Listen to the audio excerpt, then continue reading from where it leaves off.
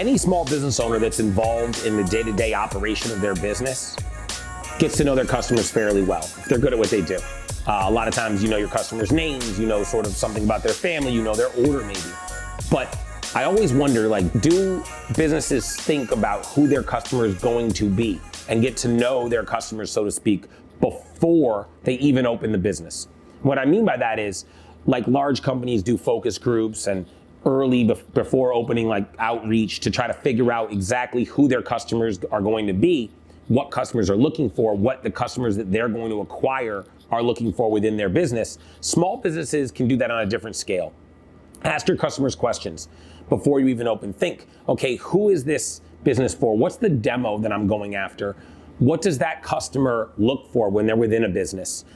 Because ultimately, if you can figure out how to best provide for that customer everything that they want out of your business, you can also figure out how to maximize the revenue that that customer is going to be able to provide your business with.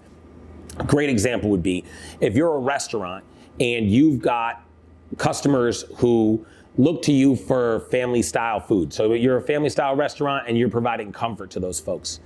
Learn about their catering buying, right? At the end of the day, the kinds of folks that order out spaghetti and meatballs, let's use as an example, I gotta believe are not looking for spaghetti and meat. It's not that they can't make spaghetti and meatballs for themselves. It's the ease and the comfort of that meal provided for them. So start off by offering trays of that stuff so that as those customers become your customers, from day one, they know that when they're having family events or parties where they're inviting friends over, they can have the same ease of service as they look for when they go out to dinner. As opposed to, say, you're a steakhouse. You know, steak isn't really a food where a customer who's coming to you for that experience is gonna also be like, hey, I can buy trays of that for my house.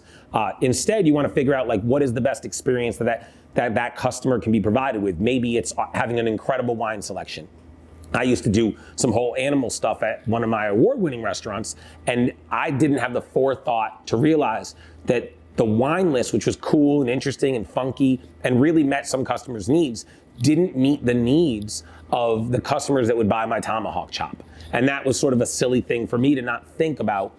Okay, time out, who pays $125 for a tomahawk chop?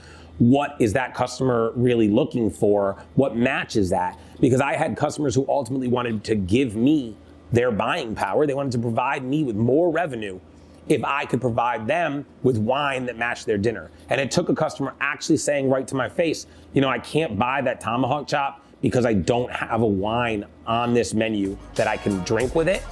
So instead they had a different meal, for me to realize that I had misunderstood my customer and my target demo.